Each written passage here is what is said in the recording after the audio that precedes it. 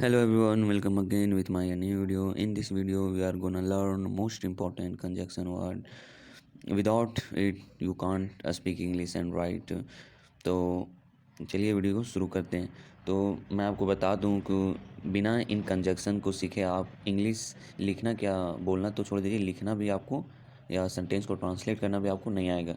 ऐसे मैंने most important conjunction आपके लिए लाया हूँ। तो चलिए वीडियो बिना देर के शुरू करते हैं। देखिए जब सेंटेंस में आता है मैं भी वहाँ जा रहा हूँ, तो देखिए मैं वहाँ जा रहा हूँ तो इसको तो आप बना लेंगे, लेकिन मैं भी आ जाता है सेंटेंस में, तो भी के लिए क्या लगाएंगे, उसका इंग्लिश क्या होता है देखिए। तो देखिए भी के लिए आप यूज़ कर सकते हैं also, even, either, too, as well.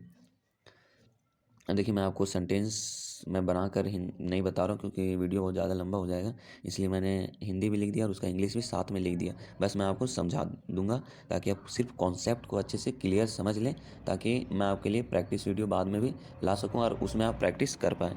तो चलिए देखते हैं। वह एक अच्छी लड़की भी है। देखिए वह एक अच्छी लड़की है तो ही इज़ अ गुड बॉय हम बोल सकते हैं, ही इज़ अ गुड गर्ल। लेकिन देखिए वह एक अच्छी लड़की भी, तो भी के लिए आप यूज़ कर सकते हैं also, even, either, too, as well.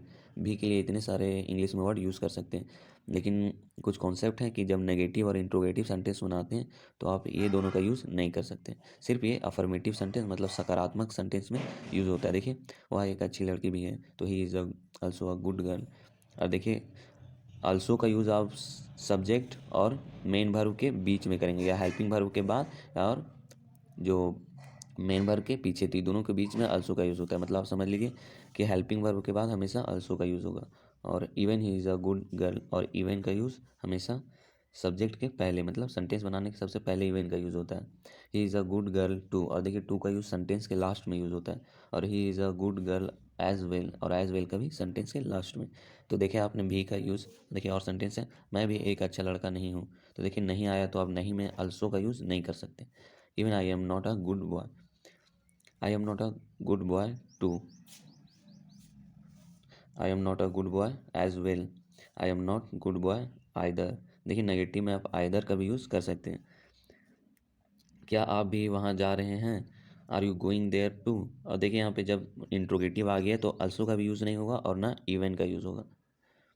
आप आइदर, टू या एज वेल का यूज़ कर सकते हैं। Are you going there as well, या are you going there too भी लिख सकते हैं।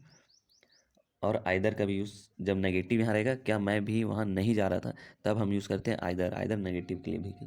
तो मैं आशा करता हूँ कि आप भी जब भी सेंटेंस में आएंगे तो आप उसे अच्छे से बना लेंगे। तो चलिए अब नए कंजक्शन वर्ड की तरफ बढ़ते हैं।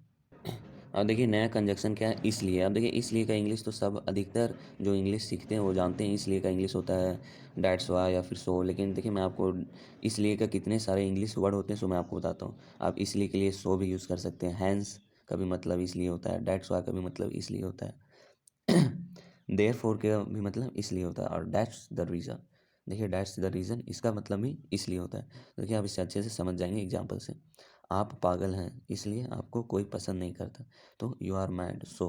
तो देखिए आप सो की जगह hence, they, that's why, therefore use कर सकते हैं। लेकिन you are mad so no one don't like you, you are not a, you are mad hence no one does not. तो अब देखिए you are not there that's why, आप देखिए इस समय किसी का यूज़ कर सकते हैं, तो मैंने एग्जांपल से आपको समझा दिया है। तो देखिए that's the reason, therefore, that's why, hence, so का यूज़ करके मैंने बता दिया है। तो चलिए अब आगे देखते हैं आगे कौन सा कंजक्शन है। और देखिए एज का मतलब होता है जैसा या जैसी, या फिर एज का मतलब होता है के तौर पर या फिर के नाते। तो देखिए आप इस सब का एज का हिंदी मीनिंग ये सब होता है, लेकिन आप इसे सेंटेंस के माध्यम से, एग्जाम्पल के माध्यम से ही इसे अच्छे से समझ पाएंगे। देखिए जैसा आप कहें, एज यू से, जैसी आपकी मर्जी, एज यू विश, आपने जैसा बोला मैंने किया, एज यू सेड, जैसा आपने जैसा बोला। देखिए बोला सिंपल पास्ट टेंस है, तो एज यू सेड, से का सेकंड फॉर्म सेड, मैंने किया आई डिड। तो देखिए कितना आसान है। मैंने आपको एक भाई के नाते पर, देखिए भाई के नाते पर के तौर पर, मतलब भाई के नाते के तौर पर बोल रहा हूँ, मतलब मैं आपको एक भाई के नाते बोल रहा हूँ, तो I am speaking you as a brother. अब देखिए एक पिता होने के नाते, तो देखिए एज अ फादर होने के नाते, देखिए पिता होने के नाते, तो देखिए के नाते, तो पिता होने के नाते, तो एज अ फादर होने के नाते मैं इसका यूज़ किए ना, तो आप इसे अच्छे से समझ रहे होंगे। As a father it's my duty, ये मेरा फ़र्ज है, इट्स माई ड्यूटी। आप इसका आगे भी जोड़ सकते हैं। अब चलिए नेक्स्ट कंजक्शन की ओर बढ़ते हैं। और देखिए नेक्स्ट कंजक्शन है एज सुन एज। देखिए एज सुन एज का मतलब होता है जैसे ही और ज्यों ही, और इसके एज सुन के एज की जगह आप द मोमेंट का भी यूज़ कर सकते हैं। इसका भी मतलब सेम मीनिंग होता है, दोनों का सेम मीनिंग होता है। तो देखिए एग्जाम्पल से आप इसे अच्छे से समझ जाएंगे। जैसे ही मैं तुझे कॉल करूं, मतलब जैसे ही मैं तुझे कॉल करूं तू निकल जाना। तो देखिए जैसे ही इसके लिए as soon as I call you, जैसे ही मैं तुझे कॉल करूं।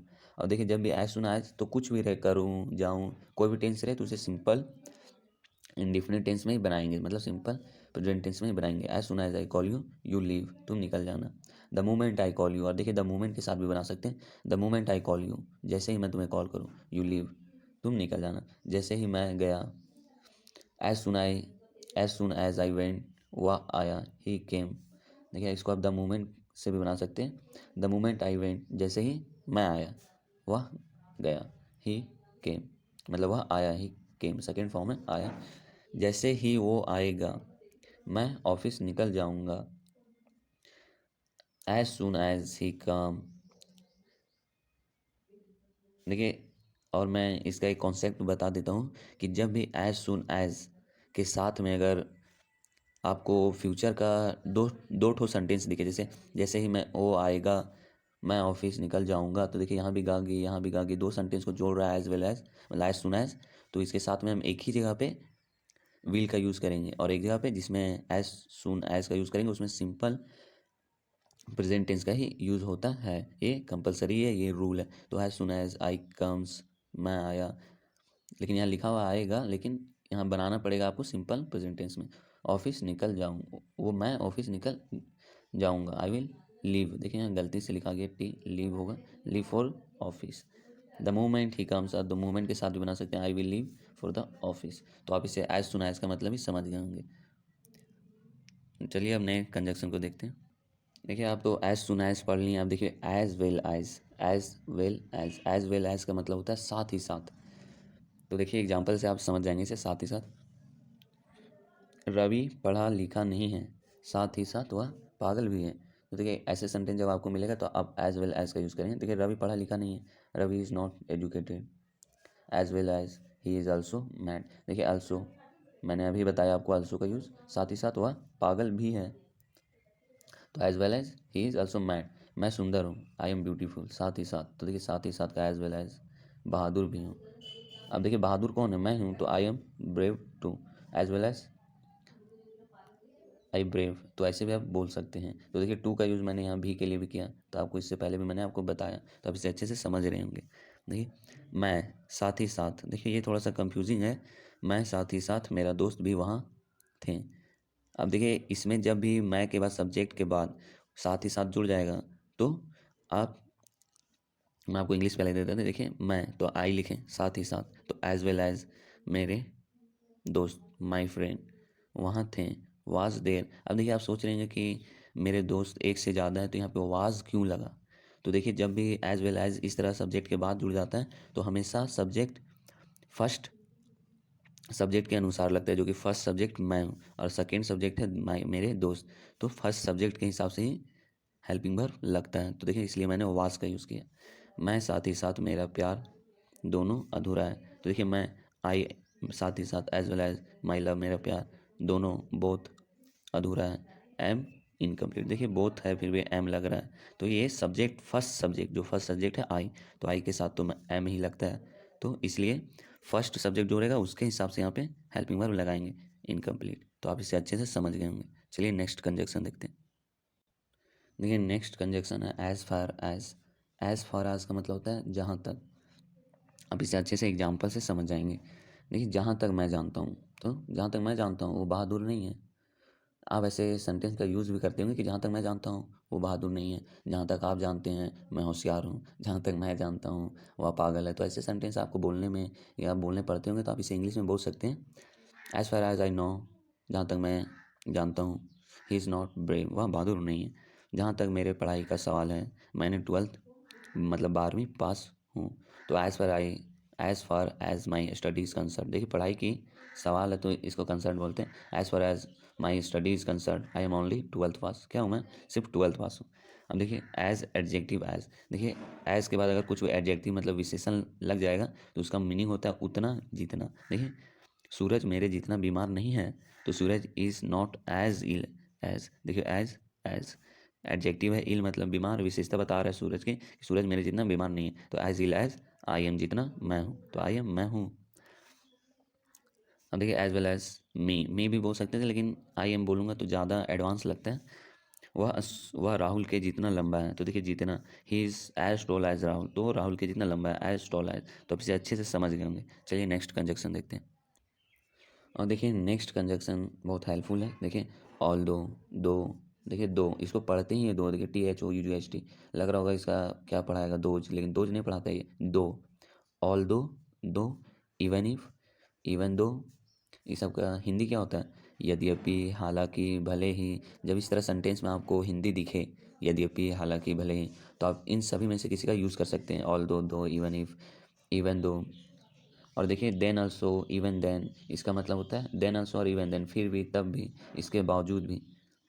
तो ये दोनों को मैं कंजक्शन मेन चीज़, उसको कंजक्शन उसे कहते हैं जो दो वाक्य, दो सेंटेंस को जोड़ने का काम करता है, जो दोनों को जोड़ कर एक लंबे स्टोरी या कहानी को बनाता है। तो इसलिए मैंने ऐसे ऐसे सेंटेंस बीच में मिलते हैं जब आप कहानी को ट्रांसलेट करते हैं या इंग्लिश बोलना चाहते हैं तब। तो देखिए आप फिर भी, तब भी, इसके बावजूद भी, इसके लिए देन ऑल्सो, इवन देन, और इसका और भी मीनिंग होता है लेकिन मैंने इंपॉर्टेंट लिया है देन ऑल्सो और इवन देन। देखिए भले ही प्रिंस कभी स्कूल नहीं गया, फिर भी वह सब जानता है। तो देखिए भले ही, तो आप सोच रहे हैं कैसे बनेगा, तो देखिए भले ही का इंग्लिश क्या बताया मैंने, आप ऑल दो, इवन इफ, इवन दो, ये सब किसी का यूज़ कर सकते हैं।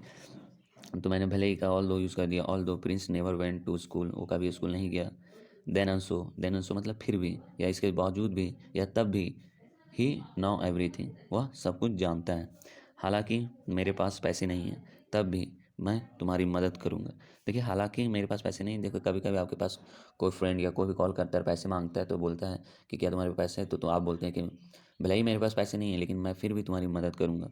तो भले ही, तो भले के लिए आप दो का यूज़ कर सकते हैं, इवन इफ का यूज़ कर सकते हैं, इवन दो का यूज़ कर सकते हैं। तो मैंने दो का यूज़ किया, दो आई हैव नो मनी, फिर भी, देखो फिर भी मतलब इवन देन, फिर भी के लिए मैंने इवन देन, मैं तुम्हारी मदद करूंगा, आई विल हेल्प यू।